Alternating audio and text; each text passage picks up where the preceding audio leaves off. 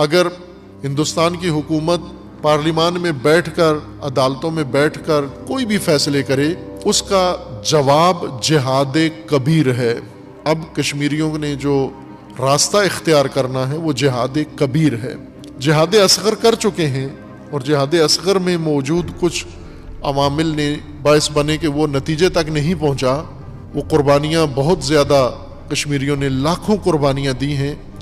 جہاد کبیر راہ حل ہے، اور وہ ہے ترک اطاعت۔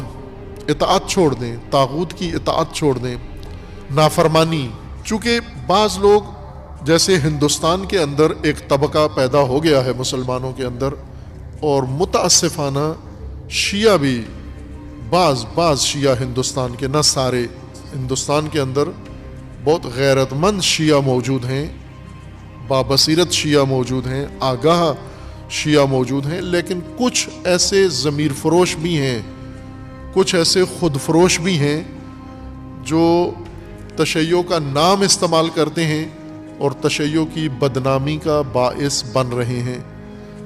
رام مندر کی تعمیر میں صدقے جمع کر کے، خمس زکوٰۃ جمع کر کے دینے والے خیانت کار سامری موجود ہیں، لیکن یہ ہندوستان کا تشیع نہیں ہے، یہ چند خود فروش ضمیر فروش ہیں۔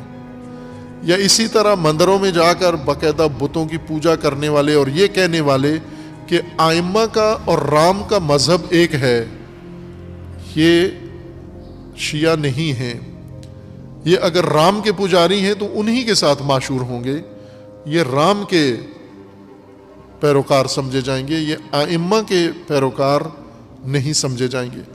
لیکن ایسے ملت فروش ہر طبقے میں، ہر نسل میں، ہر قوم میں رہتے ہیں، پاکستان میں بھی ہیں، باقی ممالک کے اندر بھی ہیں، باقی اقوام کے اندر بھی موجود ہیں۔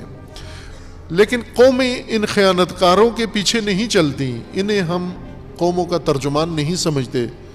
ہم تشیع ہندوستان کا ان کو نہیں سمجھتے ترجمان، کہ یہ جو کچھ کر رہے ہیں وہ ہندوستان کا تشیع کر رہا ہے یا ہندوستان کے مسلمان کر رہے ہیں۔ ہندوستان کے مسلمان الحمدللہ دیگر مسلمانوں کی طرح ہی ہیں، ان کے اندر غیرت مند، ان کے اندر باشعور، ان کے اندر بیدار، ان کے اندر آگاہ لوگ بھی پائے جاتے ہیں، اور وہ قطعاً ان چیزوں کے حامی نہیں ہیں۔ لیکن یہ ایک تفکر ہے۔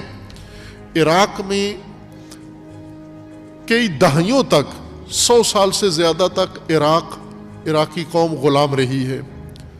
ستمگر ترین انسان عراق کے اوپر مسلط رہے ہیں، اور عراق ہمیشہ ایک غلامی کی زندگی گزارتا رہا، لبنان غلام رہا، غلامی کی زندگی گزارتا رہا، اور اس غلامی کو سند دینے والے، اس کو سرٹیفکیٹ دینے والے، اس کو اسلامی رنگ دینے والے اور اس کو اجر کا ذریعہ قرار دینے والے بھی موجود رہے ہیں، اور انہوں نے غلامی کے عرصے کو اور غلامی کی مدت کو بڑھا دیا ہے، کہ بعض اوقات لوگ ان کے دھوکے میں آ جاتے ہیں اور ان کی بتائے ہوئے راستے کو سمجھتے ہیں یہ عافیت کا راستہ ہے، لیکن یہ قرآن کے خلاف ہے۔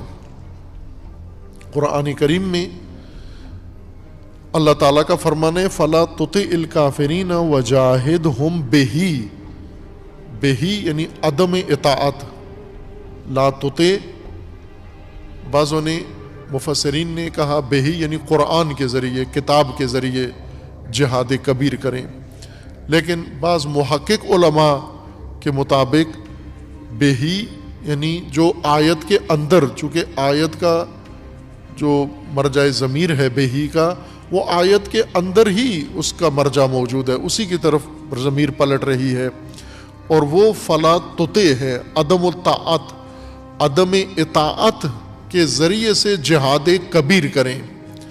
عدم اطاعت دشمن کی کمر توڑ دیتی ہے، حکمرانوں کی کمر توڑ دیتی ہے۔ اطاعت حکمرانوں کی تقویت کرتی ہے، ظالموں کی تقویت اطاعت سے ہوتی ہے۔ ظالم جب ظالمانہ دستور بناتا ہے، ظالم جب ظالمانہ منشور بناتا ہے، ظالم جب ظالمانہ حکومت قائم کرتا ہے، نظام قائم کرتا ہے، اور اس کو لوگوں کے سامنے پیش کرتا ہے، اور لوگ ڈر کی وجہ سے، خوف کی وجہ سے اس کی پیروی کرتے ہیں، یہاں سے سب سے بڑی حمایت یہ مظلوم کر دیتے ہیں ظالم کی اطاعت کر کے۔ اہل کشمیر کے لیے جو ہر کشمیری کر سکتا ہے، غریب کشمیری بھی کر سکتا ہے، امیر کشمیری بھی کر سکتا ہے، جوان کشمیری بھی کر سکتا ہے، بوڑھا کشمیری بھی کر سکتا ہے، کشمیری خواتین، محترم خواتین بھی یہ کام کر سکتی ہیں، کشمیری مائیں یہ کام کر سکتی ہیں، کشمیری بہنیں یہ کام کر سکتی ہیں، کشمیری بزرگ یہ کام کر سکتے ہیں، کشمیر کے علماء یہ کام کر سکتے ہیں، کشمیر کے شیعہ و سنی یہ کام کر سکتے ہیں۔ وہ جہاد کبیر ہے۔ فلا تطع الکافرین، ان ظالموں کی اطاعت مت کرو، ان کے دستور کو مت مانو، جیسا یہ کہتے ہیں ویسے نہ کرو آپ۔ اس سے ان کی کمر ٹوٹ جاتی ہے، اس سے جنگ سے زیادہ، اسلحے سے زیادہ عاجز آ جاتا ہے ظالم ستمگر، جب اس کی اطاعت نہ کی جائے۔